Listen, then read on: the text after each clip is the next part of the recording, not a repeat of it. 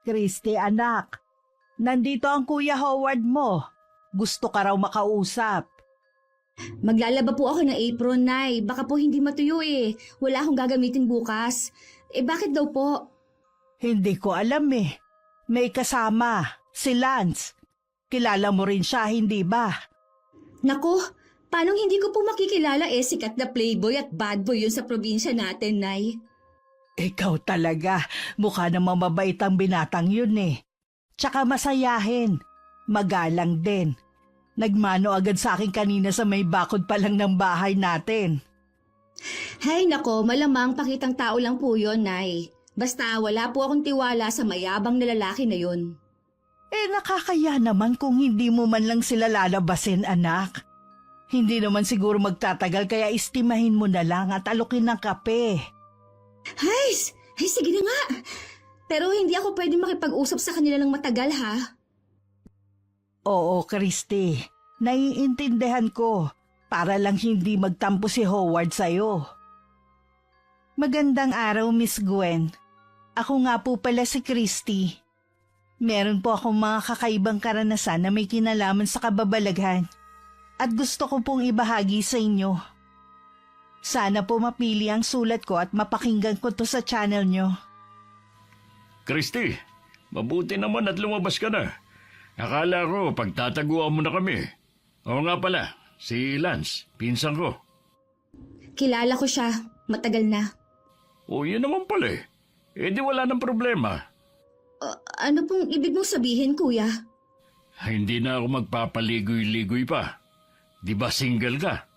Single din si Lance, naghahanap ng maliligawan. Naisip ko, bakit lalayo pa siya, di ba? Nandiyan ka lang naman. Nako, hindi ako nagpapaligaw, kuya.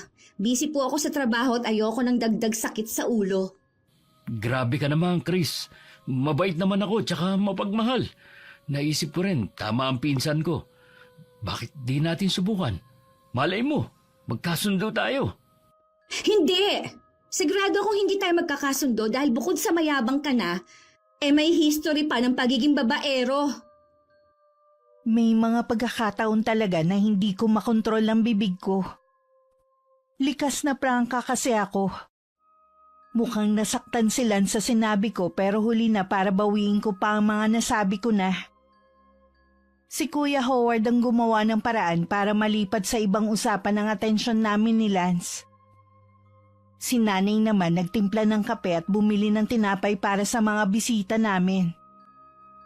Kahit sinungitan ko si Lance bago sila umalis, nangako siyang babalik para simulan na ang panliligaw sa akin. Kinuha niya ang cellphone number ko. Ayoko nga sanang ibigay kung di lang ako kinumbinsi ni Kuya Howard. Pero hindi ako umasang tototohanin ni Lance sa mga sinabi niya. Hanggang sa makatanggap nga ako ng mensahe mula sa kanya kinagabihan. Naiinis man, sumagot pa rin ako hanggang sa pumayag na rin ako magpaligaw. At nang sumunod na linggo nga, bumalik siya sa bahay namin. Hindi na niya kasama si Kuya Howard. Si Nanay ang una niyang nakausap dahil tulog pa ako nung dumating siya sa bahay. Lagi kasi akong puyat. Dahil 2:00 ng madaling araw ang pasok ko sa trabaho. Tindera ako sa isang kilalang kainan sa palengke noong mga panahong yun. Chris, yayayain sana kita magsimba eh. Pareho naman tayo ng relihiyon, di ba? Oo, pero di nga. Sigurado ka? Sa simbahan mo ako gustong isama? Oo nga. Ayaw mo ba? Aba, syempre gusto ko. Gustong gusto. Pero ipagpaalam mo muna ako kay Nanay. Nako, aprobado ko na kanina pa anak. May tiwala ako dito kay Lance. Basta diretso uwi na kayo dito pagkagaling nyo ng simbahan, ha? Opo, Nay. Iuuwi ko kagad si Christy. Huwag po kayong mag-alala. At salamat po sa pagtitiwala niyo sa akin.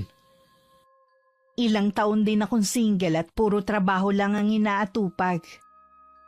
Kaya may kaba akong nararamdaman bukod sa excitement.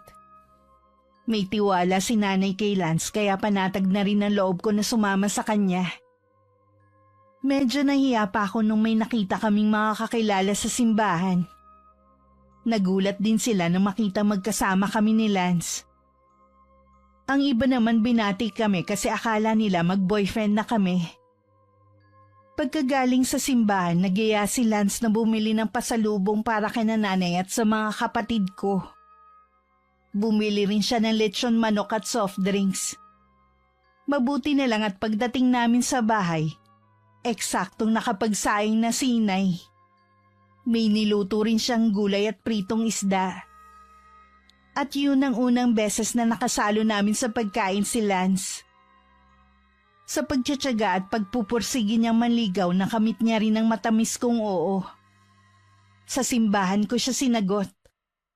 Gusto ko kasi saksihan Diyos sa umpisa ng relasyon namin. Lalo pat memorable sa akin ng simbahan. Si Lance din ang unang lalaking nanligaw sa akin na doon ako unang dinala. Kaya naman naisip ko nung mga panahong yun na karapat dapat siya sa pagmamahal na wagas. Pinagmalaki ko siya sa buong pamilya at ibang kamag-anak namin. May mga natuwa kasi sa wakas daw mag-aasawa na ako. Makakahigop na sila ng sabaw. Pero may isang tutol sa relasyon namin. Ang kapatid ng nanay ko, si Tita Adora. Christy naman, ang daming lalaki. Ang daming nanligaw sa'yo. Bakit yung lalaking pa yun ang napili mo? Bakit po? Anong problema ninyo kay Lance? Hindi mo alam. Hindi sinabi sa'yo ni Ate Daisy. Konsentidora din kasi talagang nanay mo, ano? Nasilaw sa mga regalo at kung ano-anong ibinigay ng lalaking yun sa'yo. Grabe naman po kayo kay nanay. Hindi po mukhang pera ang nanay ko. Ano po bang pinupunto ninyo, tita?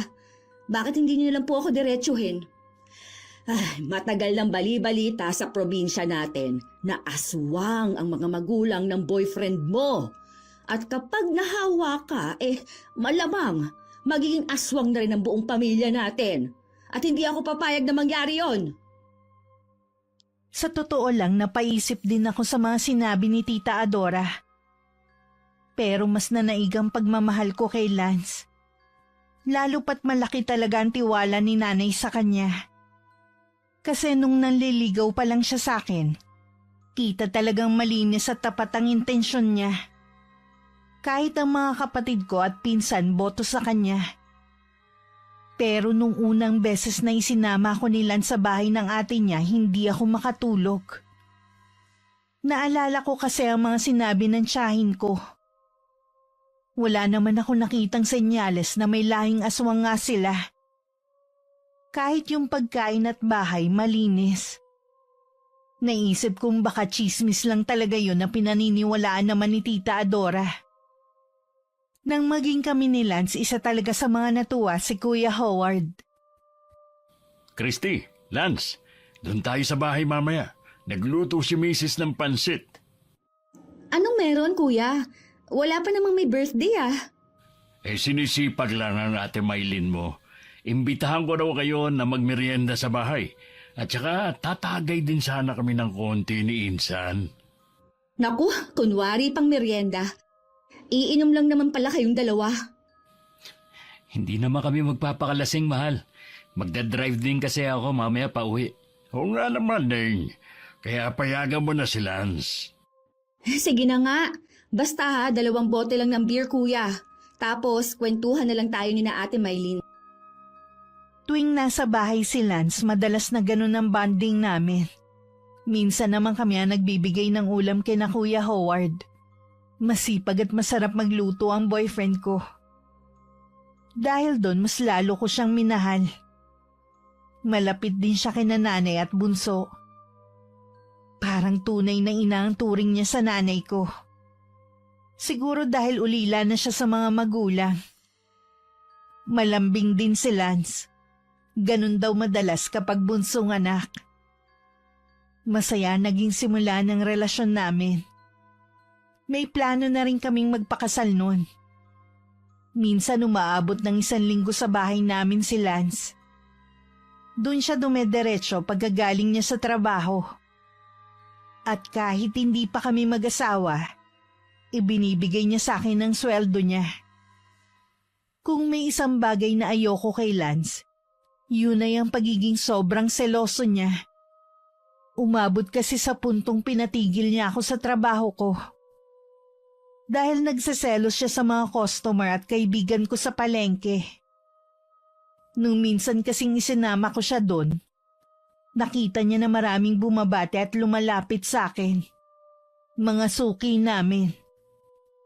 Binigyan niya yun ng mali siya na nauwi sa pagtatalo naming dalawa. Masyado ka naman, Lance. Mga kaibigan ko lang yun at karamihan. Suki namin sa tindahan. Pero mga lalaki pa rin sila, Christy. Kung ayaw mo mag-away tayo palagi, sundin mo na lang ako. Pero paano naman yung trabaho ko? Kailangan ako ng mga amo ko dahil bukod sa ako ang pinakamatagal nilang tindera, paborito rin ako ng mga suki namin. Problema na nila yun. Makakahanap din sila ng kapalit mo. Hindi ka naman mamumroblema sa pera dahil ikaw naman ang humahawak ng sweldo ko. Pwede rin kitang bigyan ng puhunan sa pagtitinda ko kung gusto mo. Basta dito ka lang sa bahay. Wala akong tiwala sa ibang lalaki. Kahit bata, kaedad mo, matanda, kaibigan mo. Basta lalaki, iwasan mo. Lance! Para wala na kaming pagtalunan pa, sinunod ko na lang ang gusto ng boyfriend ko. Pinayuhan din naman ako ni nanay at ipinaliwanag ko sa amo ko ang sitwasyon. Naiintindihan naman nila ako. Tinupad nga ni Lance ang pangako niya na siya ang mamumuhunan para makapagpatayo ako ng tindahan. Bukod kasi sa trabaho niya bilang pintor, caretaker din siya sa isang malaking bahay. Nasa US ang mga amo niya. Buwan-buwan may natatanggap siyang sweldo. Nagkasundo rin kami mag-loan ng perang lingguhan kung bayaran. Hindi naman kami nagkaproblema sa pagbabayad dahil bukod sa kita niya, maganda rin lagi ang benta ko nun sa maliit kong tindahan.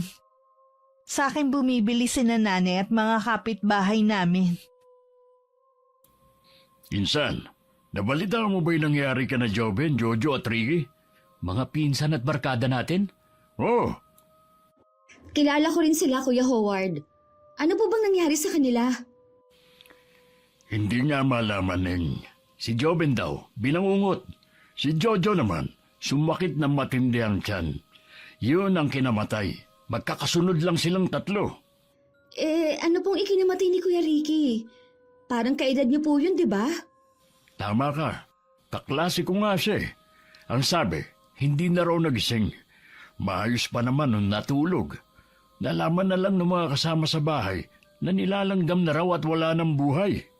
Sa palagay ko may nakaalita ng mga binatang yon. Meron nga siyang asawa ng isang tiyahin namin ni Lance. Yung taga Marinduque. Palagay namin, paraya yun o isang kakaibang klase ng kulam. Kulam? Oo, Ning. Dahil namatay ang anak ng tiyahin namin sa inuman. Nagkaroon sila ng alitan ni na Joben, Jojo at Ricky. Dapat yung tatlong target ni Tio pero yung anak niyang natamaan, nasaksak niya. At hindi niya matanggap yung nangyari. Sa sobrang galit, biglang umalis ang buong pamilya nila rito. Sa tingin ko, humingi ng tulong ang tsuhin mo sa mga mangyan, Howard. Matindi mang ulam ang tribong yun. Kaya dapat talaga, iwasan natin makagawa ng atraso sa kapwa natin.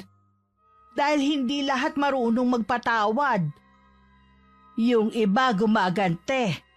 At kung buhay ng mahal nila ang kinuha mo, buhay din ang sisingilin nilang kabayaran mula sa iyo. Kinilabutan ako sa mga nalaman ko nung araw na yon. Bata pa lang naririnig ko na ang tungkol sa mga aswang at kulam. May 2 binatang kamag-anak na rin kaming naging biktima ng tinatawag nilang paraya. Lalaki ang ari at unti-unting maaagnas hanggang sa yun na ang ikamatay ng biktima. Ang mga kamag-anak kasi naming yun may mga babaeng sinaktan na parehong tubong Mindoro. At yun na naging karma nila sa ginawang panloloko. Hindi sila agad namatay. Naghirap at nagdusa muna ng matagal. Nakakatakot ang kulam. Talagang mamamatay ka na walang kalaban-laban. Lalo pat hindi kayang gamutin ng doktor ang ganong klaseng karamdaman. Kaya ikaw, Lance, magtino ka ha, para hindi ka magaya dun sa mga pinsan ninyo. Teka, ba't ako nadamay? Maayos ako, Chris. Tsaka loyal ako sa'yo. Sobrang nag-aalala talaga ako nun dahil sa nabalitaan ko kay Kuya Howard. Pero makalipas ang ilang araw na wala na rin yun sa isip ko. Naging abala na kasi ako ulit sa pamimili ng mga paninda ko at sa mga gawaing bahay. Tuwing araw ng linggo nagsisimba pa rin kami ni Lance at nakikipagkwentuhan kina Kuya Howard. Naging routine na namin ng ganon. Minsan naman bumibisita kami sa atin niya. Mabait silang mag-asawa sa akin pati na rin ang mga anak nila. Anak, bibisita raw dito si Adora bukas. Palagay mo anong masarap kaya na mailuluto? Sasabihin ko po mamaya kay Lance. Baka may alam pa siyang special recipe eh. Yung masarap at bihira lang matikman ni tita. Para naman wala na po siyang masabi sa boyfriend ko. O sige, kayo nang bahala ha. Sinabihan lang kita at baka kasi may lakad ako bukas eh. Hindi ko maaasikaso ang tiyahin mo. Huwag na po kayo mag-alala, Nay. Kami na ni Lance ang bahala. Sinabi ko nga kay Lance ang tungkol sa pagbisita ni Tita Adora.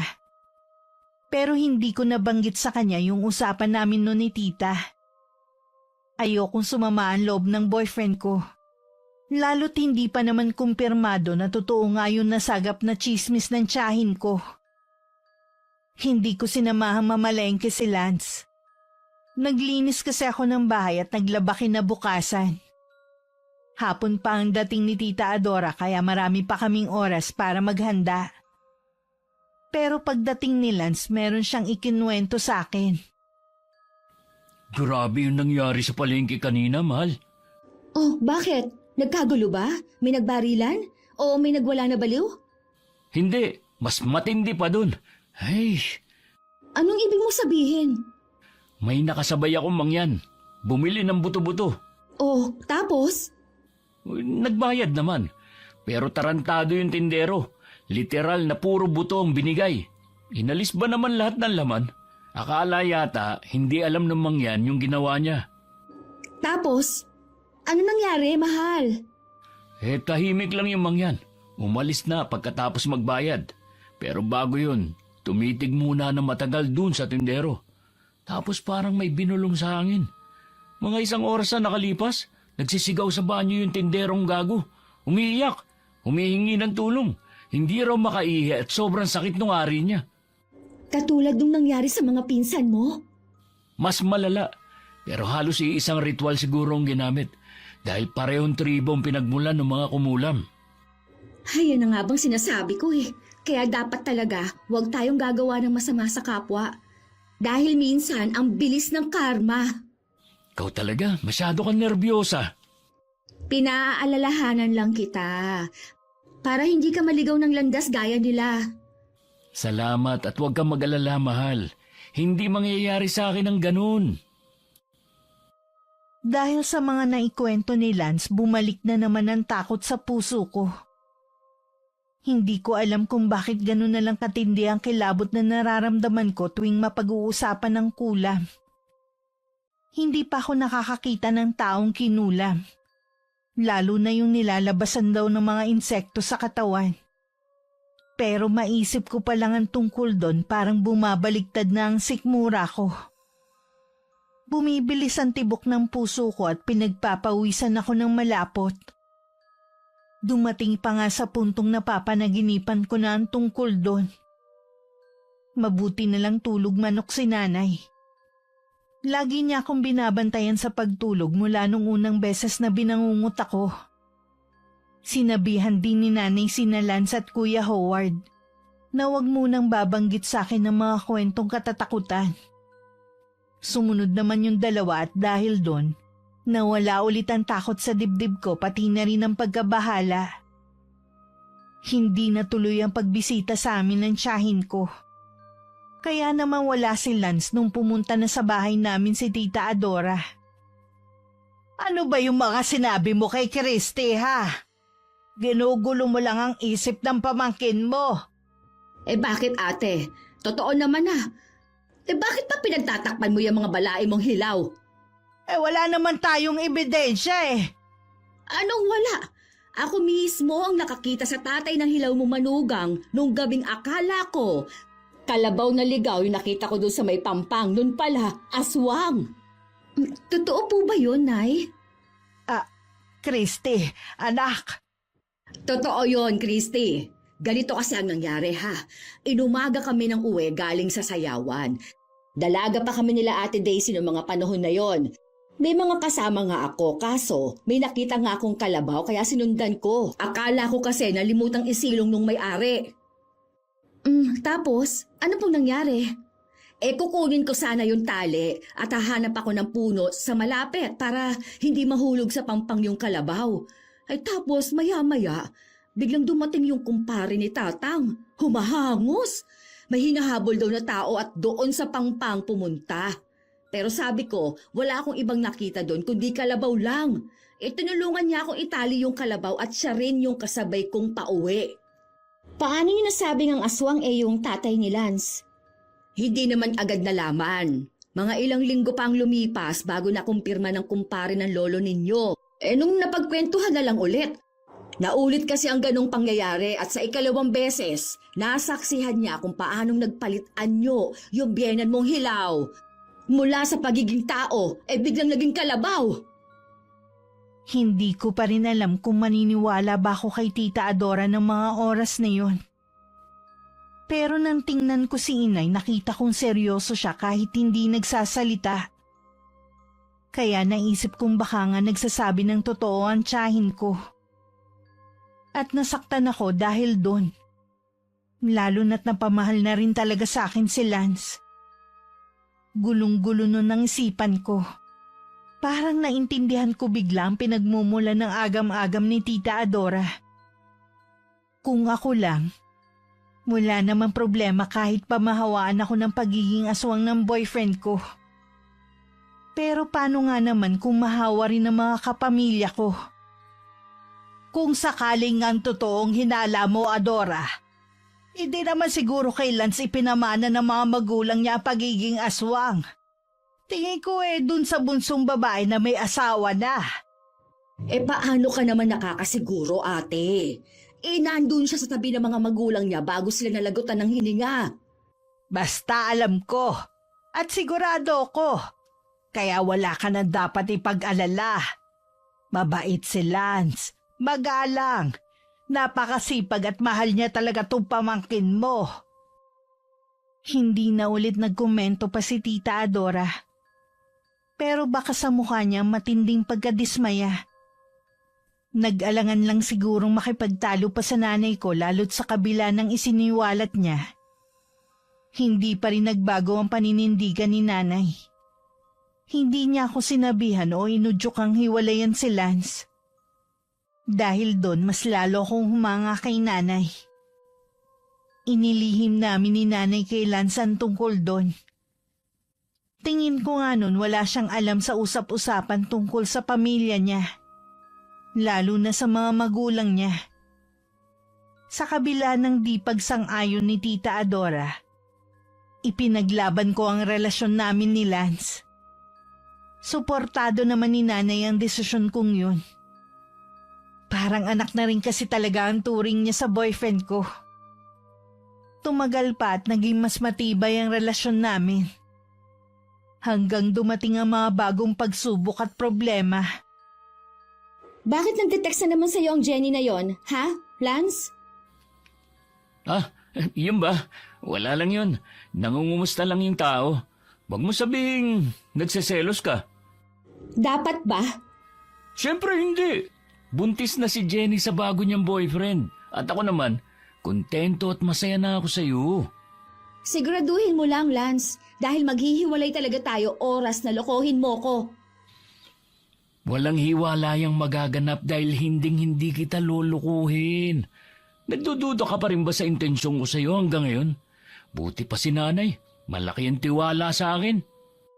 Hindi naman sa nagdududa ako. May tiwala ako sa iyo, Lance. Pero dyan sa ex mo, wala. Hindi ko maiwasang makaramdam ng kaba. Dahil sa biglang pagpaparamdam ng ex ni Lance. Takot na baka mawala siya sa akin. Na baka maisip niyang mahal niya pa pala ang ex niya. Na mas mahal niya kaysa sa akin. Una pa lang naman inamin ko na sa kanyang selosa ako. Mas matindi nga lang siya kung magselos dahil pati bata pinagseselosan. Dahil binigyan naman ako ni Lance ng assurance, nagtiwala ako sa mga salita niya. Naalala ko rin yung pangako ko sa sariling ipaglalaban ko ang relasyon namin. Ano man ang mangyari. Na kung nalagpasan ko ang pagtutol ni Tita Adora, hindi yung ex lang niya magiging dahilan para masira kaming dalawa.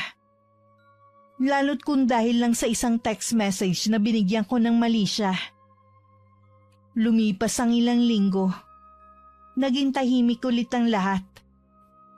Unti-unti kong nalimutan ang tungkol kay Jenny at ang mga kutob ko. Ang atensyon ko kasi buong buo kong ibinuhos sa maliit kong tindahan. Laking tuwa ko na dumami ang mga suki ko.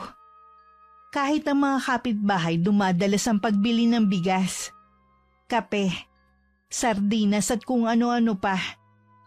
Kaya napilitan din ako magdagdag ng paninda. Dagdag trabaho pero mas nakakalibang. Ramdam ko na unti-unting gumagaan ang buhay namin. At dun ko muna inabala ang isip ko. Isang gabi dumating si Lance. Medyo nagulat nga ako kasi halos hindi siya sumagi sa isip ko nung nagdaang linggo. Umupo siya sa bangko na nasa loob ng tindahan. Baka sa mukha niya ang pagod, pero may napansin pa ako. Parang mailap siya kung tumingin ng mga oras na yon. Hindi ko naman napigil ang itanong ang tumatakbo nun sa isip ko. Lance, napansin ko lang, nito mga huling linggo, bihira ka nang dumalaw dito. Kung dati halos gabi-gabi kang nandito, ngayon para kang kabuti. Hindi ka rin halos nagte-text o tumatawag. Kahit simpleng kumusta man lang, wala. Ay, Christy, sana maintindihan mo. Sobrang busy lang talaga ako sa trabaho. Pag uwi ko, bagsak na agad ako sa higaan. Wala na akong lakas para magbukas ng cellphone. Hindi ko sinasadya na hindi ka matawagan. Ang totoo, pati si na Ate Lara, halos hindi ko na rin nakakausap kahit magkasama lang kami sa bahay. Hindi naman ako humihingi ng sobrang oras sa'yo eh. Naiintindihan kong pagod ka, na maraming iniisip. Pero sana man lang kahit isang simpleng mensahe o isang tawag bago ka matulog. Hindi ko kailangan ng higit pa ron. Ang gusto ko lang maramdaman na may effort ka pa rin ipakita na nandyan ka pa rin para sa akin. Na mahalaga pa rin ako sa'yo. Christy, hindi mo lang talaga naiintindihan kung gaano kabigat lahat. Sa totoo lang, nagigilty na nga ako kasi pakiramdam ko. Kulang na ang oras ko para sa'yo. Pero wag mo naman agad isipin na may masama akong ginagawa. Wag mo isipin nagbabago na ako dahil hindi totoo yun. Hindi ko sinasabing may ginawa kang masama. Pero ramdam ko kasi, Lance eh. Ramdam ko na parang may nagbago sa'yo. Sa atin.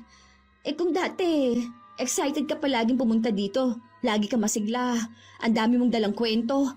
Ngayon, parang may pader na nakaharang sa pagitan natin eh. Parang nawawala ka na sa akin, Lance. Christy, ang dami ko lang talagang iniisip nito nakaraan. Pamilya ko, mga bayarin, trabaho, lahat sabay-sabay. Kung hindi ako nakakapag-text, kung hindi ako nakakatawag, hindi ibig sabihin nun nagbabago na ako. Hindi ibig sabihin na may iba akong iniintindi. Ikaw pa rin, Christy. Lagi ka pa rin nasa isip ko kahit hindi ko na lang lagi sinasabi at naipaparamdam sa'yo. Sana nga, Lance. Kasi ayoko dumating sa puntong magkakatotoo yung mga hinala ko. Hindi ko deserve na maramdaman na parang wala na akong halaga. Na parang option na lang ako. Alam mong kaya kong tiisin na LDR tayo. Pero hindi ko kayang tiisin ang pakiramdam na parang wala ka ng pakialam. Grabe ka naman, Christy. Hindi kita binabaliwala. Hindi ko niisip na wala kang halaga. Pero tao lang din ako. Napapagod. Nadadala ng dami ng problema. Hindi ko kayang maging perpekto sa lahat ng bagay. Tao lang ako. Oo, tao ka nga lang. At ako rin naman. Kaya nga ako nagsasalita ngayon kasi tao lang akong nasasaktan. Tao akong naghahanap ng kaunting oras mula sa taong mahal ko. Tao akong napapraning kapag parang may nagbabago. At higit sa lahat, tao akong umaasa na hindi ako iiwan, hindi ako ipagpapalit. Sorry, mahal. Hindi ko intensyon na iparamdam sa iyo yan. Hindi ko rin gustong isipin mo na wala na akong pakialam. Pero sana, huwag kang magduda agad. Kailangan mo rin magtiwala. Hindi lahat ng bagay kailangan mong hanapan ng mali. Nagtitiwala ako, Lance. Alam mo yan. Pero may hangganan din ang tiwala kapag walang kasamang effort. Hindi kasi sapat na salita lang Ang tiwala, hindi lang basta binibigay ng libre. Kailangan may assurance akong matanggap mula sa'yo. Sorry na. Hayaan mo, dadalasan ko na ulit ang pagpunta rito sa inyo. Ayusin natin ang problema, okay? Pero sana rin, huwag mong isipin na may iba. Dahil hindi ko kayang saktan ka. At hindi ko kayang mawala ka sa akin. Nagkaayos din kami ni Lance nung gabing yun. Kaya lang hindi ko maipaliwanag kung bakit may bumabagabag pa rin sa akin.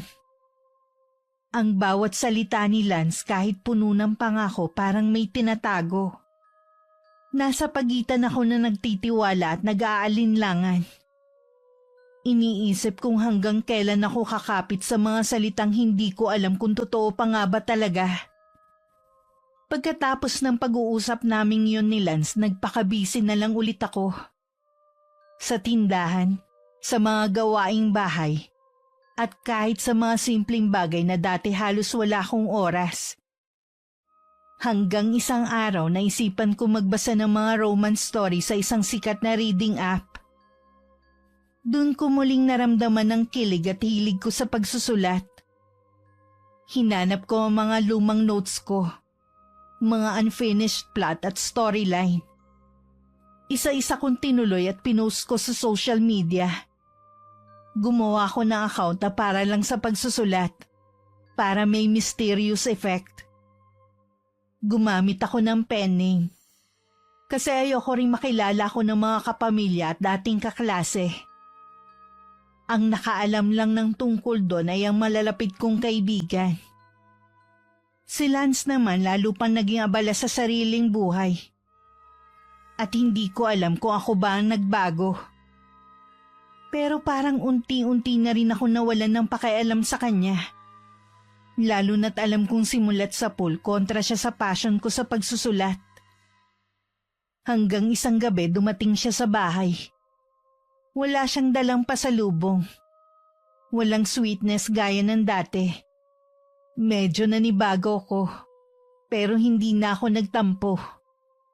Ang totoo, hindi ko rin siya gaanong na-miss. Christy, may nabalitaan ako. Nagsusulat ka raw ulit, tapos pinopost mo pa online. Totoo ba yun? Oo, Lance. Totoo. Pero dapat nga masaya ka para sa akin Kasi 'di ba, wala na akong oras para magduda, magdemand, o magselos. Sa halip, nakahanap na ako ng paraan para maging masaya sa sarili kong mundo. Hindi ba dapat ganon? Masaya? Christy, ano nakakatuwa ron? Sa halip na makipag-usap ka sa akin, dun mo dinadaan sa mga storya mo lahat ng nararamdaman mo. Hindi ba't parang lumalayo ka lalo sa akin? Para bang mas gusto mong kausap yung mga estranghero kaysa sa boyfriend mo? Hindi ko gustong lumayo sa'yo sa totoo lang. Pero paano pa ako lalapit kung sa tuwing sinusubukan kong kausapin ka, puro pagod, puro dahilan ang sagot mo. Kaya ako nagsusulat ulit kasi hindi ko na nailalabas ang lahat ng nararamdaman ko na hindi ko na masabi sa'yo. Kasi ayaw mo na akong pakinggan Doon ko nararamdaman na may nakikinig kahit hindi ko kilala. At kung hindi mo kayang intindihin yon, okay lang naman. Hindi mo alam kung gaano kasakit sa akin na marinig yan. Habang ako nagpapakahirap sa trabaho, halos abusuhin na ang katawan para lang may maipundar. Ikaw naman, abala sa pagsusulat ng kung ano-anong bagay. Hindi mo alam kung gaano ako naiinggit, Christy. Naiinggit ako sa mga taong nakakaintindi sa'yo, habang ako, para bang palaging mali. Lance, Hindi ko hiniling na magpakahirap ka para lang may maipundar. Ang hiling ko lang, kahit konting oras, kahit konting atensyon. Pero hindi mo na yun maibigay eh. Kaya nga natutunan ko nang hanapin sa ibang bagay ang kasiyahan. Kung naiinggit ka, ibig bang sabihin nun, mas mahalaga sa'yo ang pride kaysa sa relasyon natin? Hindi pride ang pinag-uusapan dito, Christy. Respeto ang hinahanap ko. Respeto na sana bago mo ilabas sa mundo ang mga damdamin mo, sa akin mo muna sinasabi. Respeto na sana hindi ka nagtatago ng pagkakakilanlan para magsulat ng mga bagay na alam kong ako ang tinutukoy. Respeto rin ang hinihingi ko, Lance. Respeto na sana hindi akong laging huli sa listahan ng mga bagay na inuuna mo. Respeto na sana hindi mo ako sinisisi sa bawat pagkukulang mo. At respeto na sana hayaan mo akong maging ako. Kasi kung hindi mo kayang tanggapin ang hilig ko, ibig sabihin lang nun, hindi mo ako kayang tanggapin ng buo. Hindi ko kaya makipagtalo pa. Kung ganyan ang iniisip mo, wala na akong magagawa. At umalis siya. Kahit halos wala pang 2 oras ang inilagi niya sa bahay namin. Hindi ko siya inabol. Sa halip hinayaan ko na lang siyang mag-walk out. Dahil sa sandaling yun, naisip kong baka hindi na kami magkaayos pa ulit. Matapos nga ang mainit naming pagtatalo, akala ko wala nang mas titindi pa sa bigat na nararamdaman ko. Pero hindi pala. Dahil kinabukasan, isang tao na hindi ko inaasahan ng kusang lumapit. Para ilantad ang katotohanan ng sisira sa lahat ng tiwala at pagmamahal na pilit kong pinanghahawakan. Christy, alam kong hindi ko dapat pinakikialaman ang relasyon ninyo ni Lance, pero hindi na ako mapakali eh. Kanina, habang pauwi ako galing sa palengke, may nakita ako. At hanggang ngayon, talagang nanginginig pa rin ako sa galit. Ate, ano po yun? Diretsuhin niyo na ako. Nakita ko si Lance. Kasama si Juvie, yung ex niya nung high school na madalas niyang ikuwento dati. Magkasama sila sa isang maliit na kainan. At halos magkatabi pa. Christy, hindi ako bulag. Iba yung mga kilos nila. Si Juvie? Ate, sigurado po ba kayo? Kasi alam kong close sila ni Jenny. At kung siya pa ang kasama... Sigurado ako. Hindi ko lang narinig kung anong pinag-uusapan nila pero sapat ng mga nakita ko para magduda ako. Christy, ayoko masaktan ka pero hindi ko rin kayang itago sa'yo ng matagal. Salamat ate. Hindi ko akalaing darating sa ganito. Hindi ko alam kung magagalit ako o masasaktan dahil sa ipinagtapat ninyo. Pero isa lang ang sigurado. Humanda sa akin si Lance kapag nagkaharap kami ulit. Hindi ako umiyak. Pero galit na galit ako. Nagtiwala ako at pinanghawakan ng mga pangako niya. Kaya pala biglang nagbago. Kaya pala nanlamig at laging busy. Hindi pala trabahong inaatupag kundi ibang babae. Agad ako nag-send ng message sa kanya. Simple lang ang laman. Pumunta ka dito sa bahay ASAP. At gaya ng inaasahan ko, dumating siya. Oh, nandito ka na pala. Kumusta trabaho mo? Ayos lang ba ang pamilya mo? Busy pa rin ba yung bayaw mo sa mga project niya? Sina Ate Lara at yung mga bata? Oo, medyo. Ako naman, stress pa rin at sobrang busy. Kaya pasensya na kung hindi na naman ako madalas dumalaw. Pero teka, bakit parang ang cold mo ngayon, mahal? May problema ba? Wala naman. Curious lang ako. Kumusta naman kayo ni Juvie? Ano? Si Juvie? Anong kinalaman niya rito? Christy, huwag kang magbiro ng ganyan. Hindi ako nagbibiro. May nakakita sa inyo. At huwag mong sabing hindi totoo dahil mismong si Ate Maylin ang nakakita sa inyo ng ex mo. Ano bang meron sa inyo, ha, Lance? Bakit hindi mo sinabi sa akin na nagkikita pala kayo at nagde-date? Christy, hindi. Nagkataon lang na nagkita kami tapos nagkape. Ano bang masama doon? Wala akong ginagawang masama kaya wala kang dapat ikagalit. Walang masama. Pinaamin kita. Pero hanggang ngayon nagde-deny ka. Lance, sa lahat ng taong makikitang kasama mo, ex mo pa talaga ang nakasama mo ng palihim? Huwag mo nga akong gawing tanga. Hindi ko alam kung bakit kailangan mo pampalakihin to. Hindi kita niloloko, Christy. Kaya pwede ba?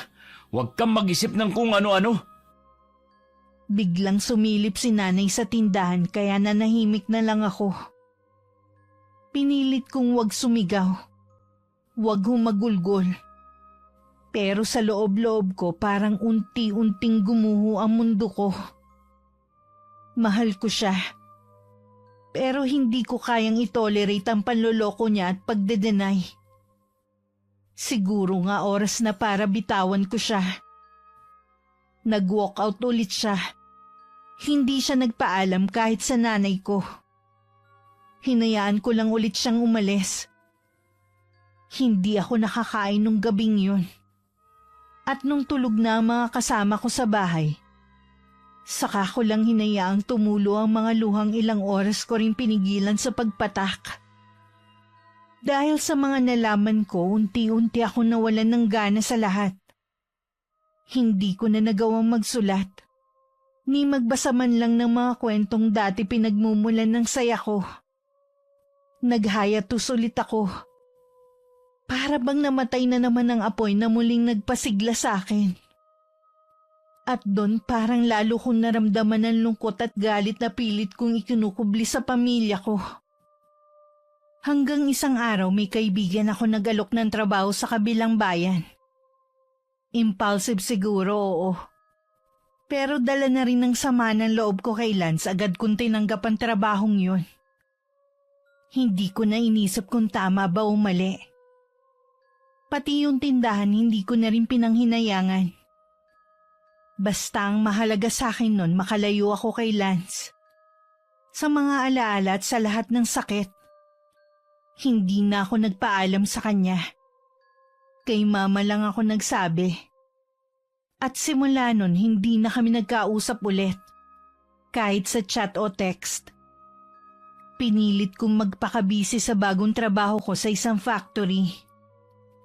Para hindi na ako makaramdam ng pangungulila.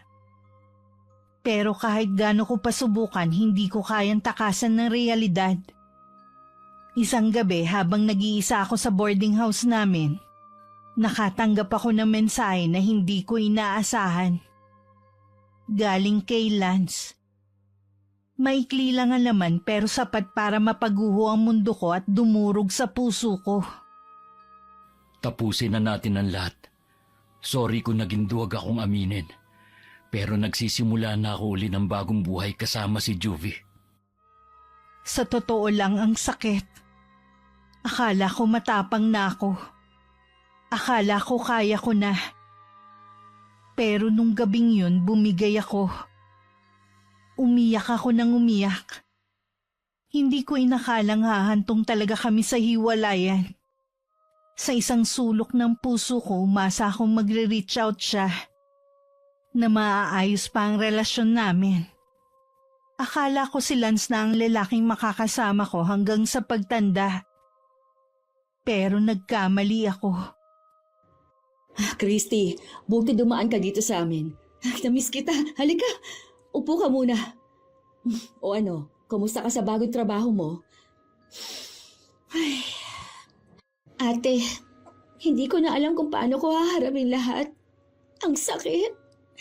Ang sakit-sakit na mas pinili nilang si Juvie. Dalaga ako, ate. Habang siya, single mom na. At sa totoo lang, hindi naman kagandahan ang reputasyon. Maluho, palingkera pa. Pero siya pa rin ang pinili. Christy, alam kong masakit. Wala akong mahanap na tamang salita para maibsan ang bigat na nararamdaman mo. Pero tandaan mo, hindi sa lahat ng oras, makikita mo ang halaga mo base sa pagpili ng iba. Ang importante, alam mong totoo mong halaga. At kung hindi yun nakita ni Lance, problema niya na yun. Basta tuloy lang ang buhay, okay? Nandito lang ako palagi kapag kailangan mo ng kausap. Pero ate, ang hirap tanggapin. Hindi lang siya basta boyfriend para sa akin. Siya yung taong pinagkatiwalaan ko ng lahat ng meron ako. At ngayon, parang lahat ng yun nabaliwala lang. Normal na masaktan ka. Pero wag mong hayaang lunurin ka ng sakit na yan, Christy. Mag-focus ka muna sa sarili mo. Nasa iyo ang pagkakataon para bumangon ulit.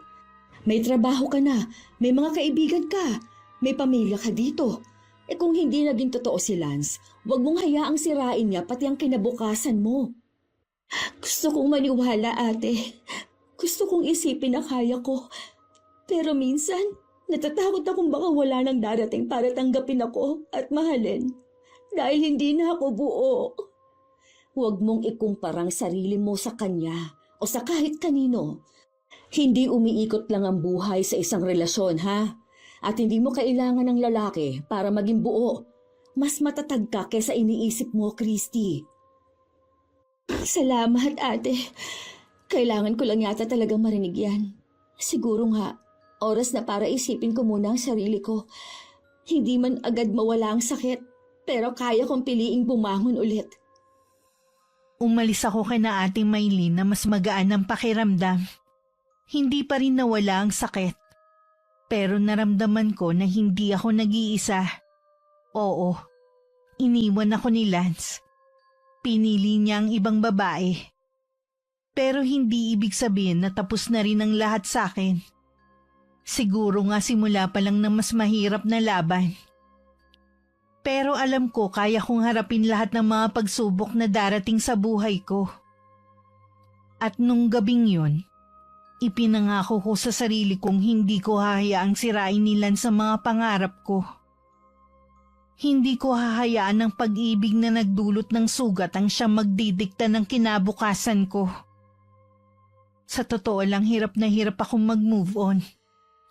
Lalo ako nalungkot nang maalala kong kinailangan kong isarado ang maliit kong tindahan noon. Tindahan na pinaghirapan ko. Pero isinuko ko para makalayo kay Lance.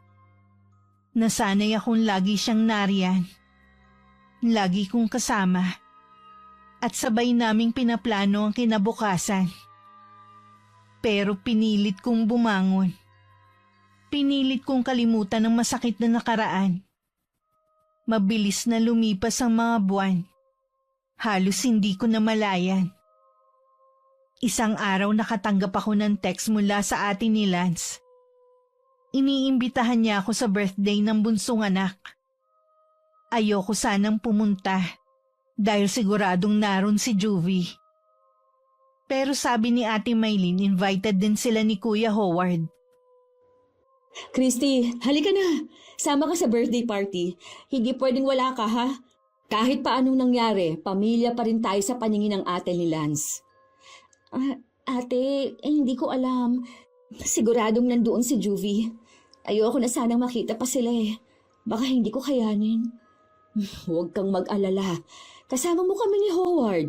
Hindi ka nag-iisa. Tsaka, wala kang kasalanan. Bakit ka matatakot? Kung may dapat na mahiya, hindi ikaw yun, kundi sila. Pero ate, paano kung hindi ko mapigilan ng sarili ko? Paano kung bigla akong sumabog sa harap nila? Chris, kung mangyayari man yon, nasa tama ka. Nasa panig ka ng totoo. Huwag mong hayaang matakot ka sa presensya ng babaeng umagaw sa boyfriend mo. Sige na nga, sasama ako. Pero sana tama ang desisyon ko na ito. Buti na lang saktong day off ko noon. May dala kaming regalo at pasalubong. Close din naman ako sa ate ni Lance at sa mga pamangkin. Kaya kahit papano masarap sa pakiramdam na inimbita nila ako. Si Lance hindi niya ako kinausap. Hanggang tingin lang siya. Pero kung selosa ako noon, mas lalo palang selosa si Juvie. Halos hindi niya inaalis ang mga mata niya sa akin. May mga inuman pero hindi ako uminom. Tahimik lang ako nakikihalubilo sa mga bisita na kakilala ko. Hanggang sa nalasing si Juvie At doon nagsimula ang eksenang hindi ko inaasahan. Hoy, Christy! Ba't ang lakas ng loob mong pumunta rito, ha? Akala mo kung sino kang api-apihan? Sa'yo ba talaga si Lance? Sa akin na siya ngayon. Kapal na mukha mo! Ikaw na nga yun ang agaw, ikaw pa tumiga ng manghamon? Proud ka ba, ha? Kasi ako, hindi. Dahil ipinagpalit lang pala ako nila sa isang palengkera, hiwalay sa asawa at mukhang bakla. Ginawa mo pa siyang kabet, Juvie. Ang tindi mo rin. Anong sabi mo? Ulitin mo nga! Alam kong narinig mo. Bakit ko pa uulitin hindi ka naman bingi? Hindi ako natatakot sa tulad mo. Ikaw ang sumira ng relasyon namin. Ikaw ang dahilan kung bakit nagbago si Lance. Pero hindi ibig sabihin matitinag ako sa mga patutsyada mo.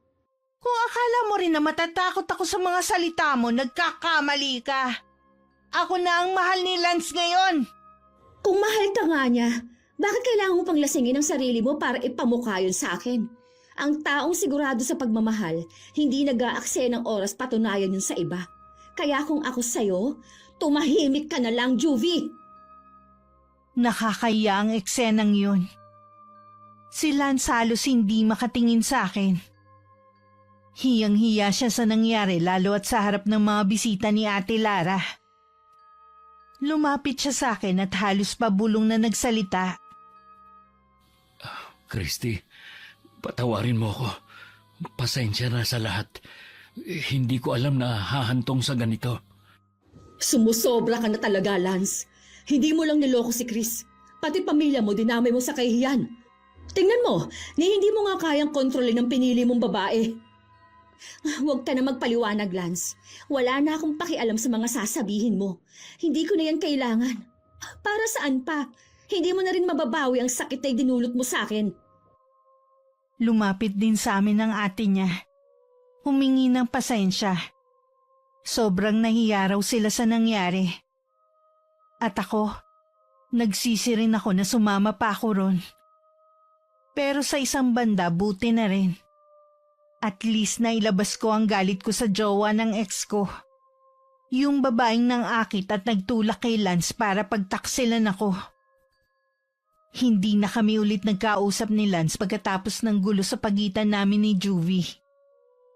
Pinili kong magpakabisi sa trabaho, sa sarili kong mundo, at sa mga simpleng bagay na nagpapakalma ng isip ko.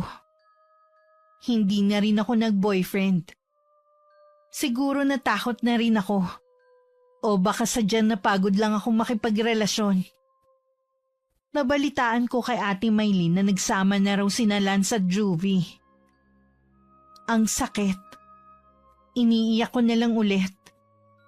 Pero sa totoo lang nung mga panahon na yun, natutunan ko na rin tanggapin na siguro nga hindi talaga siya para sa akin. Isang araw simpleng hapon lang sa bahay namin. Naglilinis ako ng kuko. Tahimik ang paligid. Nang biglang dumating si Ate Maylin. Hindi naman ako nagulat na binisita niya ako. Dahil madalas naman siyang pumasyal sa amin. Pero kinilabutan ako sa kakaibang ngiti niya nung mga oras na yun. Kaya napakunot noo ako habang nakatitig sa kanya. Chris, may kasama ako ngayon. Alam ko magugulat ka pero sana makinig ka muna bago ka magalit, ha? Kasama? Sino? Ate, huwag mong sabihin... Christy, ako nga. Pinapasok ako ni nanay. Ang dami kong gusto sabihin. Sana makinig ka muna. Lance? Ikaw? Ang kapal din ng mukha mo magpakita pa rito. O ano na? Umiiyak ka ba kasi niloko ka rin ni Juvie? Aba, sinong tanga ngayon? Kinarma ka lang, Lance. Christy, please. Nagkamali ako. Oo, niloko niya ako. Pero iba ka. Ikaw ang minahal ko. Ayokong matapos tayong ganito. Bigyan mo pa ako ng isang pagkakataon. Isang pagkakataon? Lance, ilang beses na ako nagbigay sa'yo noon.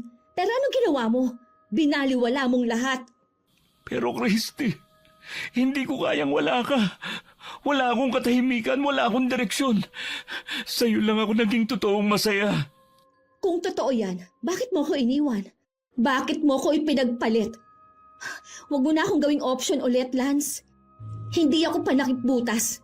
I know my worth, kaya umalis ka na. Hindi siya agad umuwi. Nakipag-inuman pa siya sa mga tito ko na kapitbahay lang namin. Halatang gusto niyang manatili pa malapit sa akin. At nung nalasing siya, Christy, patawarin mo na ako. Sige na.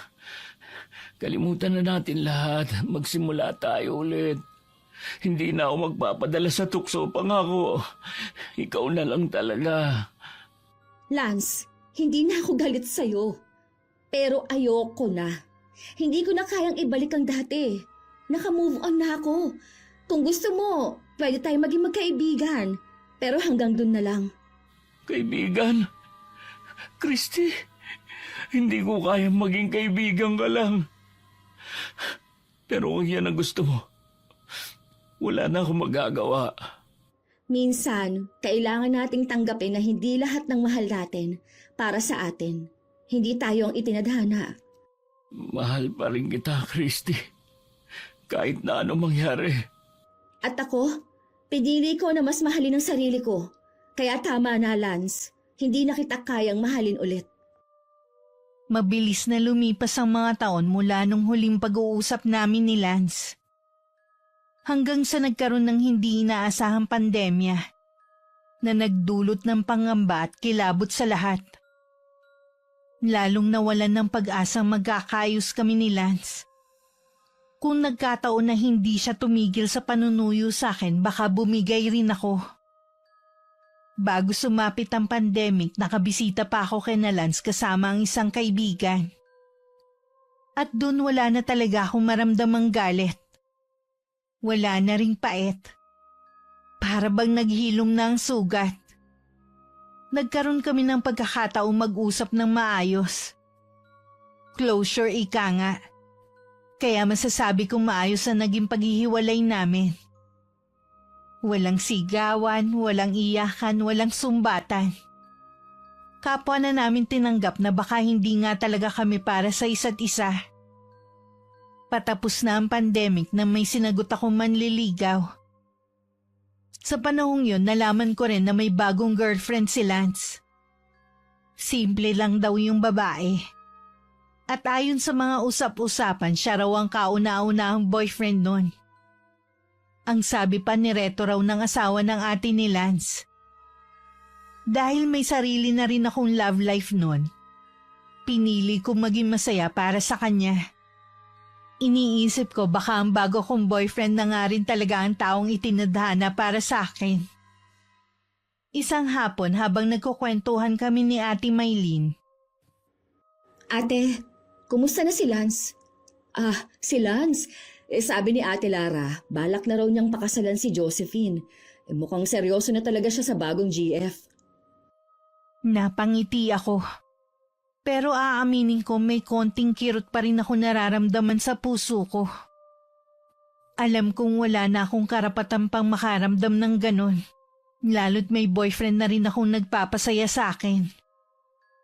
Kaya pinili kong sarilinin na lang yon. Hindi ko na ipinalam kay Ate Maylene. Lumipas ulit ang mga buwan na halos hindi ko namamalayan.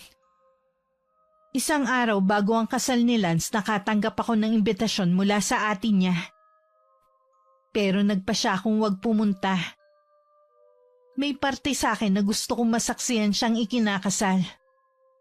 Pero may bahagi rin na nagsasabing baka hindi ko kayanin. Na baka masaktan pa rin ako. Naalala ko bigla yung gabing na panaginipan ko si Lance. Sa panaginip ko, nakita ko namatay siya.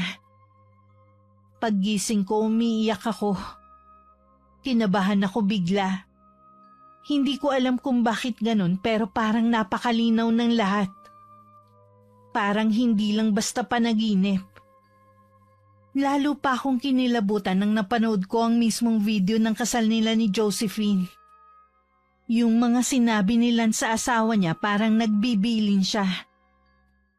Jo, sana kahit mawala ako, magpatuloy ka pa rin sa buhay. Magpatuloy ka sa paglilingkod sa Panginoon. Huwag mong hayaang malungkot ka dahil lang wala na ako. Parang tinambol ang dibdib ko nang marinig ko yun. Napaiyak ako bigla. Sa isip ko, bakit ganun ang sinabi niya? Bakit parang may pahiwatig? Bigla ko naalala ang panaginip ko at mas lalo akong hindi mapalagay mula nun. Wala akong ibang sinabihan tungkol sa panaginip kong yun kundi si Ate Maylin. Ate, may sasabihin ako, pero sana wag mong pagtawanan ha. Kasi napanaginipan ko si Lance. At dun, nakita kong namatay siya. Christy, ay huwag kang ganyan ha. Huwag ka masyadong mag-isip ng negatibo. Hindi maganda na dinadala mo yan sa loob mo. Baka stress lang yan.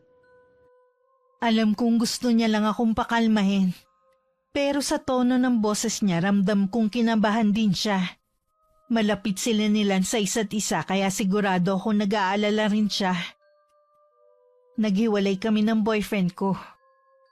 Nahuli ko siyang may ibang babae.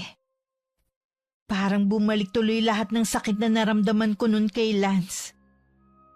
Sa aming dalawa, siya lang ang nagkaroon ng tinatawag na happy ending. Ikinasal siya. Nagkaroon ng bagong buhay. Samantalang ako iniwan. Nasaktan at muling bumangon na mag-isa. Pero akala ko lang pala. Dahil isang umaga may kumatok sa pinto ng bahay namin. Kuya Howard? Christy, pasensya na kung biglaan ang pagpasal ko. Alam kong matagal na kayong walang komunikasyon ni Lance. At siguro ayaw mo na rin makarinig ng kahit anong balita tungkol sa kanya. Pero hindi ko kayang hindi sabihin sa iyo to eh. Naalala mo ba kung anong araw ngayon? Birthday niya. Oo, birthday niya. Alam kong marami kang magandang alaala tuwing dumarating ang petsang ito. Pero kailangan mo malaman, Chris. Si Lance, may sakit siya. Ano to, kuya? Biro ba to? Matagal na kami wala ni Lance at matagal ko nang tinanggap na may iba na siya sa buhay. Pero bakit ngayon? Bakit sa birthday niya, saka mo sasabihin sa akin to? May sakit siya? Anong klaseng sakit? Chris, seryoso ako. Hindi ako pumunta dito para magbiro. Maiintindihan ko kung magagalit ka. May karapatan ka rin magduda. Pero nakita ko siya kahapon. Ang laki ng binagsak ng katawan niya. Hindi na siya kasing lusog ng dati. At kahit ako, nahirapan tignan ng pinsan ko sa ganong kalagayan. Natulala ako. Ayoko sanang maniwala pero nakita ko ang katotohanan sa mga mata ni Kuya Howard. Kaya pagkaalis niya agad ako nag-message sa ate ni Lance para mangumusta. At ilang minuto lang bigla na lang tumawag sa akin si Ate Lara. Christy, salamat nag-message ka. Siguro panahon na rin para malaman mo ang totoo. Pagkatapos ng kasal nila ni Josephine, akala namin magiging maayos na ang lahat. Pero isang buwan lang ang lumipas eh. Biglang nagkasakit si Lance. Namayat siya nang hindi namin maintindihan kung bakit. Nawalan siya ng lakas at dumating sa punto na hindi na niya kaya magtrabaho. Nakakaya raw sa mga biyanan niya. Kaya nag-request siya na dito na muna siya sa bahay namin ulit tumira. Ate Lara, hindi ko alam ang sasabihin ko. Parang ang bigat-bigat pakinggan. Si Lance, naalala ko pa kung gaano siya kalakas dati. Masayahin, masigla. Alam kong mahirap paniwalaan, Chris. Dinala na namin siya sa ospital. Pero malabo ang mga resulta ng laboratory test eh. Walang siguradong sagot ang mga doktor. Sinubukan pa namin magpa-second opinion. Pero pareho rin ang lumabas. Para bang tinatago ng katawan niya ang mismong dahilan ng sakit. Kaya ngayon, araw-araw siyang naghihirap.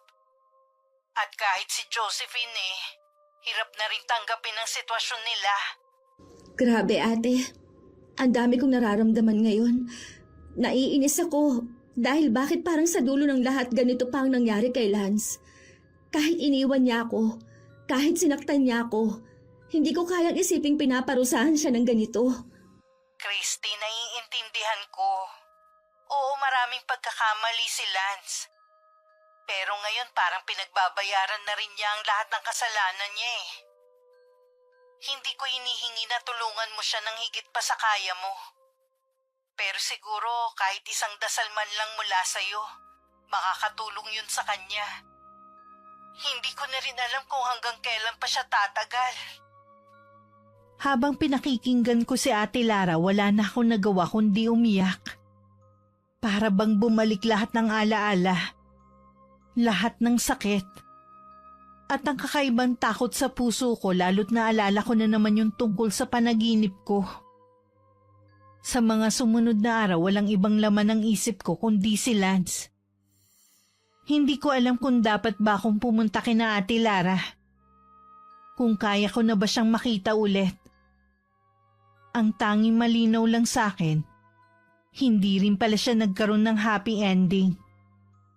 At sa isang banda parang mas lalo ako nasaktan. Makalipas ang 1 linggo, naging bisita ko si Ate Maylene sa bahay namin. Hindi ko alam kung bakit ako biglang kinabahan nang makita ko siya. Pero ramdam kong may mahalaga siyang sasabihin. Chris, dadalawin namin si Lance kina Ate Lara. Gusto mo bang sumama?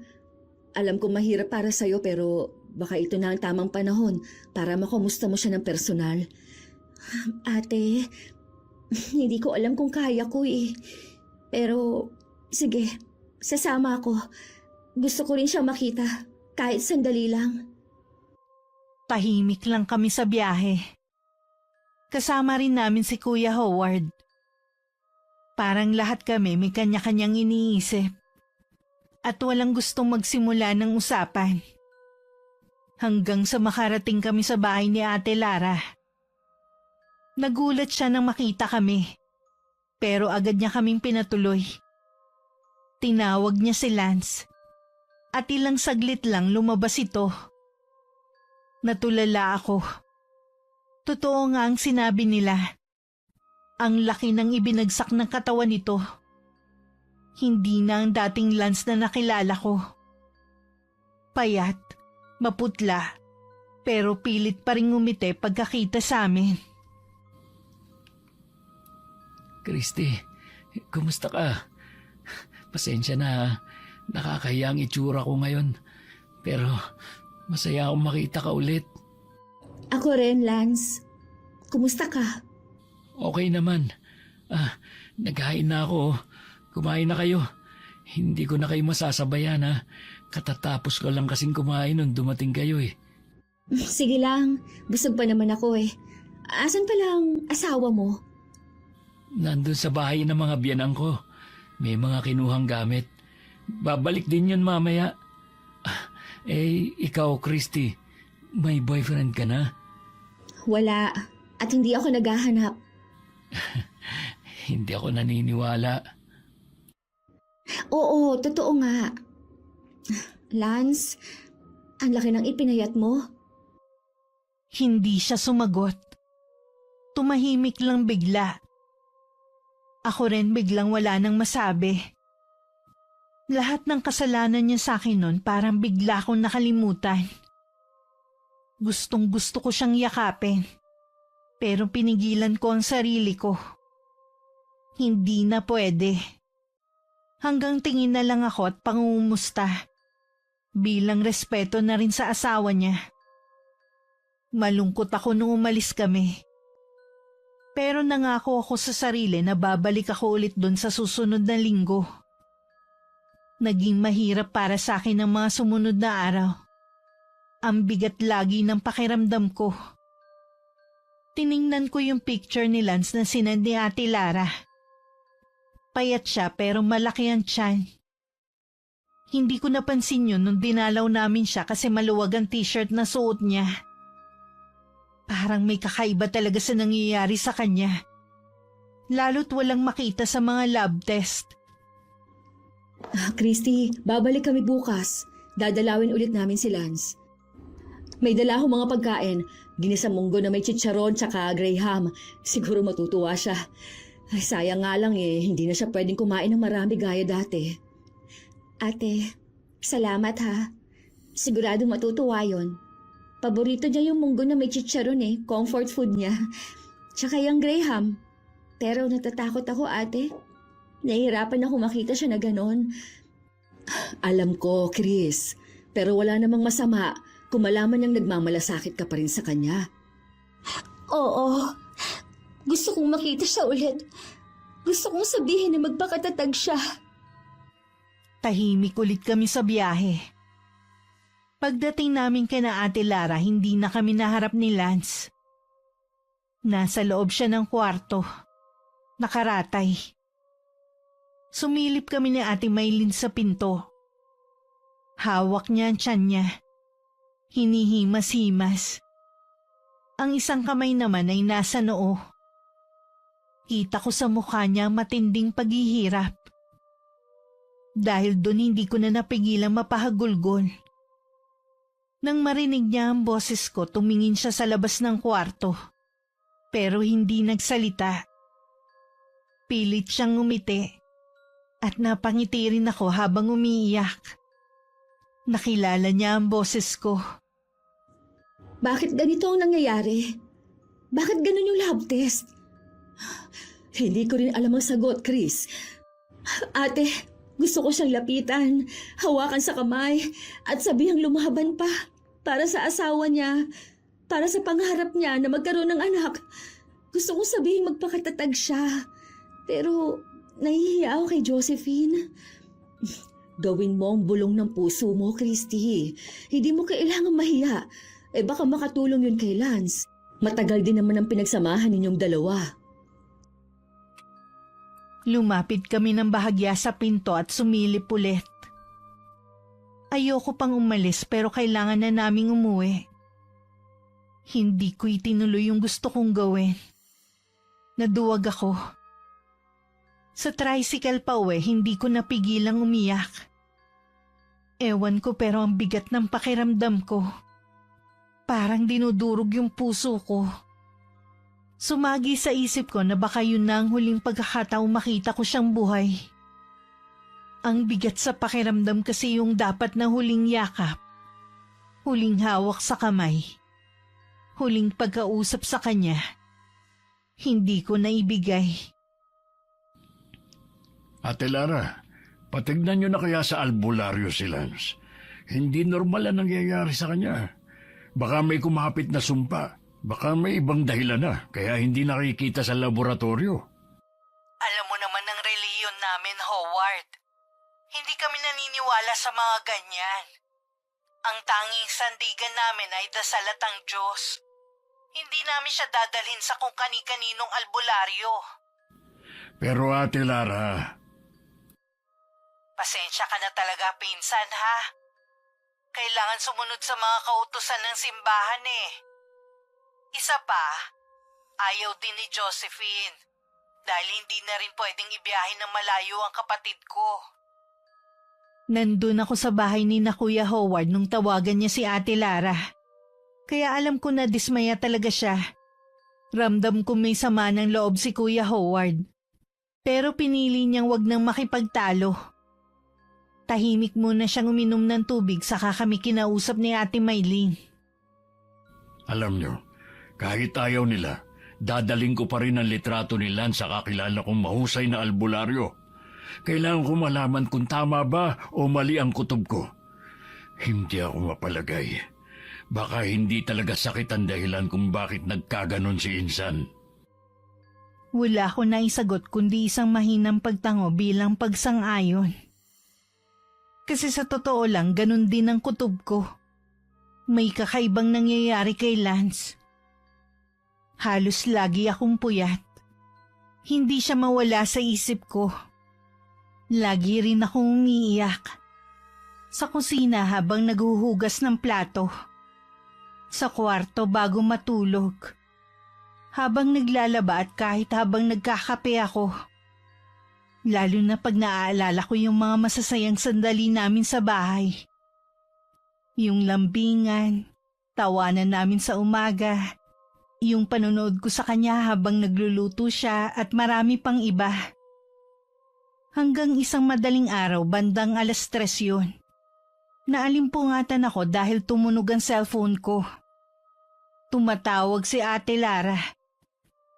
Christy, pasensya na sa istorbo. Wala na si Punso. Pumanaw siya kagabi pa bandang 11:30. Lance! Nagkulong ako sa kwarto ko maghapon. Iyak ng iyak. Hindi rin ako kumain. Parang tumigil ang pag-ikot ng mundo. Hindi ako makapaniwalang wala na siya. Ang lalaking kahit sinaktan ako may puwang pa rin sa puso ko. Kinagabihan pumasok si nanay sa kwarto ko. Naabutan niya akong nakatihaya. Nakatitig lang sa kisame habang basa ang mukha at unan ng luha. Ano nangyari, anak? Nay, si Lance. Patay na po siya. Ano? Kailan pa, Christy? Diyos ko! Napasinghap ng malakas si nanay at sabay kaming humagulgol habang yakap-yakap niya ako. Parang tunay na anak na ang turing niya kay Lance. Kaya alam kong masakit din sa kanya ang nalaman. Pupunta kami ng mga tita mo sa unang lamay ni Lance. Sasama ka ba, anak? Hindi, Nay. Hindi ko pa siya kaya makita na nasa ataol. Hanggang sa araw ng huling lamay ni Lance para akong robot. Hindi pa rin nagsisink in sa akin ng lahat. Ang katotohanan wala na siya. Na hindi na siya babalik. At hindi ko na makikita pa kahit kailan. Nagpunta kami ni na Ate Maylin sa huling lamay ni Lance. Ang daming tao. Doon ko lang talaga nalaman kung gaano karami ang nagmamahal sa kanya. Sabi ni Ate Lara galing daw doon si Juvie. Kaaalis lang nung dumating kami. Sa totoo lang takot ako sumilip sa patay na nasa loob ng kabaong. Pero kay Lance, hindi. Tinitigan ko pa siya. Matagal. At halos matumba ko kung hindi lang ako naalalayan ni Ate Lara. Gusto kong pigilan ng sarili kong umiyak lalo na't naroon ng asawa niya. Ayokong makita ni Josephine na ganun kalalim ang epekto ng pagkawala ni Lance sa akin. Pero hindi ko napigilan. Ang mga luha ko tuloy-tuloy na nagsipatakan habang nakaharap ako sa kabaong niya. Nagpunta ako sa banyo at doon ako humagulgol ng humagulgol. Naalala ko lahat mula sa umpisa. Nung time na isinama siya sa amin ni Kuya Howard. Hanggang sa magkaroon kami ng maayos na hiwalayan. Napakabata pa ni Lance para mamatay. Naalala ko rin yung sinabi sa akin ni nanay na baka kaya hindi kami yung nagkatuluyan dahil baka hindi ko raw kayanin. Kapag ako yung asawa niya nung mga panahon nagkasakit siya, hanggang sa tuluyan na lagutan ng hininga. At tama nga siya. 5:00 na ng madaling araw nang umuwi kami ni na Ate Maylin. Nagpahinga lang saglit tapos naghanda na ulit para makipaglibing. Sa simenteryo hindi na napigilan ni Ate Lara na mapahagulgol. At dun ko lang nakitang umiyak si Josephine. Kagaya ng huling beses na dinalaw ko si Lance, hindi ko nagawang lapitan siya. Kahit sa huling pagkakataon. Binuksan ang kabaong niya. Humawak sila sa mga paa niya. Gusto ko rin sanang gawin yun. Gusto kong ipadama kay Lance na mahalaga siya sa akin. Hanggang sa huling sandali niya sa mundo. Pero naduwag na naman ako. Kaya tahimik na lang ako umiyak mula sa malayo. Habang tinatanaw ko siyang ihatid sa kanyang huling hantungan. Matapos magpaalam kina Ate Lara, sumakay na ako sa isa sa mga inarkelang jeep. Habang umaandar yun, iyak pa rin ako ng iyak. Hindi muna ako umuwi sa bahay namin. Dumiretso ako kina Ate Maylin. At doon may nalaman akong mas mabigat pa kesa sa pagkawala niya. Christy, may kailangan kang malaman. Tama ang hinala ko. Walang sakit si Lance. Kinulam siya. Ano? Kuya, anong ibig mong sabihin? Kinulam siya gamit ang isang kandilang itim. At ang salarin, asawa ni Juvie. Diyos ko. Kaya pala bigla ang lahat. Kaya pala walang makita sa mga lab test niya. Pero, bakit? Paano? Alam mo ba kung anong klase ng kulam ang kandilang itim? Hindi yun pangkaraniwang sumpa. Ang bawat sindi ng kandila, unti-unting kumakain sa lakas ng biktima. Una, papayat. Magmumukhang sakitin kahit malakas naman dati. Tapos, lalaki ang tiyan. Para isipin ng tao, may sakit sa loob. Baka sa atay, baka sa bituka. Pero ang totoo, ang kandilang itim ang sumisipsip ng buhay niya. Kaya pala ganun ang katawan ni Lance. Payat, pero malaki ang tiyan. Oo, at hindi siya mabilis na pangungulam. Ang kandilang itim, ginagamit ng mangkukulam kapag gusto nilang pahabain ang paghihirap ng isang tao. Hindi agad pinapatay ang biktima. Kuya, bakit naman ang asawa ni Juvie? Ano bang nagawang kasalanan ni Lance sa kanya? Ang sabi ng albularyo, may atraso raw sila sa kanila. Dahil hindi talaga hiwalay sa asawa si Juvie. 3 taon na raw ito ng taning kay Lance. 3 taon ang ibinigay na limitasyon ng buhay niya matapos sindihan ng kandila. At ngayong taon, natapos ang oras ni Lance. Hindi makatarungan. Sa pagtataksil nila no ni Juvie, sa kasalanan nilang dalawa sa akin, buhay ni Lance ang naging kabayaran. Ganon ang kulam, Christy. Hindi mo agad nakikita pero mabigat ang parusa. At ang mas masakit, walang gamot laban sa kandilang itim. Maliban na lang kung mahuhuli agad ang magsisindi at mapapawalang bisa ang orasyon. Pero huli na, wala na ang pinsan ko. Para akong pinagsakluban ng langit at lupa. Bumalik lahat ng sakit at galit sa puso ko. Naalala ko ang pagtataksil nila noon. Kung paano halos nasira ang buhay ko dahil sa kanila. Kung hindi nila ginawa yun, kung hindi nila ako niloko, baka buhay pa si Lance ngayon. Hindi ko alam kung anong mas masakit. Ang makita siya naghirap hanggang sa uli, o ang malaman na sinadya talaga ng ibang tao ang lahat ng yun. Kuya, may ganun palang klase ng kulam. Ang tagal ng pagpapahirap, para lang parusahan hindi lang ang biktima, kundi pati ang pamilya nito. Oo, hindi basta-basta ang kandilang itim. Habang nauupos ang kandila, nauubos din ang lakas ng biktima at sa bawat pagsindi, nagsisimula ulit ang paghihirap nito. Kaya hindi tuloy-tuloy ang sakit ni Lance. Minsan medyo nagiging maayos siya. Akala ni na Ate Lara gumagaling na. Pero sa oras na sindihan ulit ng asawa ni Juvie ang kandila, babalik na naman ang sakit ni Lance. Parang pinaglalaruan ang buhay niya. Diyos ko, kawawa si Lance. 6 na buwan pa lang silang kasal ni Josephine. Ang tagal kong umiyak. Halos hindi ako mapatahan ni na Kuya Howard at Ate Maylin. Hindi ko alam kung paano tatanggapin ang lahat ng nalaman ko. Sabi pa ni Kuya Howard, hindi lahat ng sugat ay nakikita. May mga sugat na dulot ng inggit at galit. At ganung klase ang kumitil sa buhay ni Lance.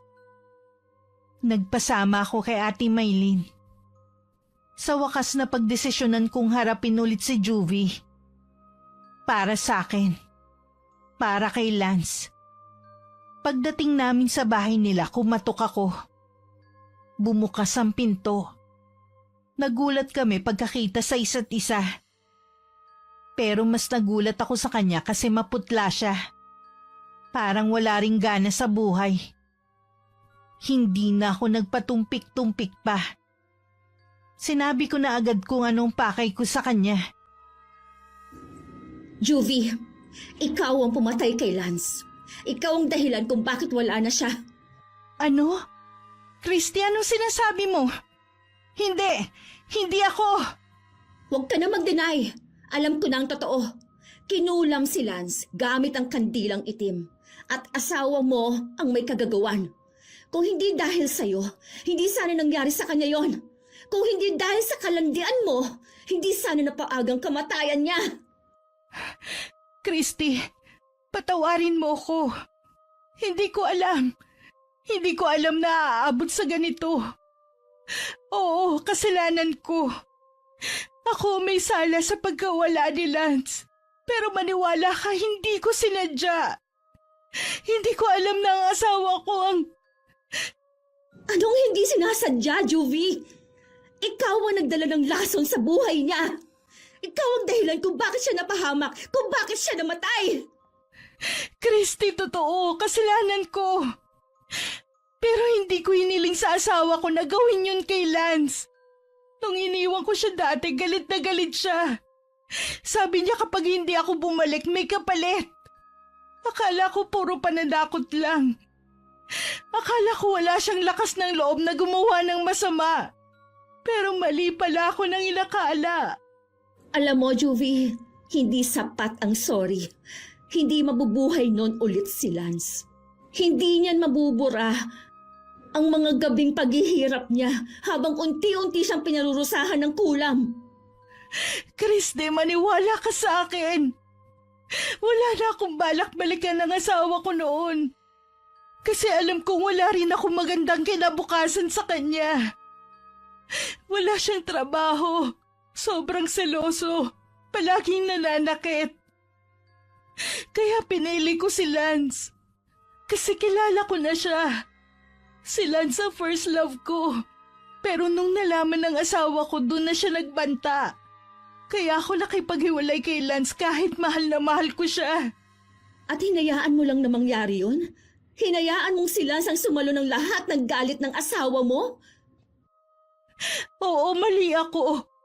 Oo, naduwag ako. Natakot ako sa asawa ko.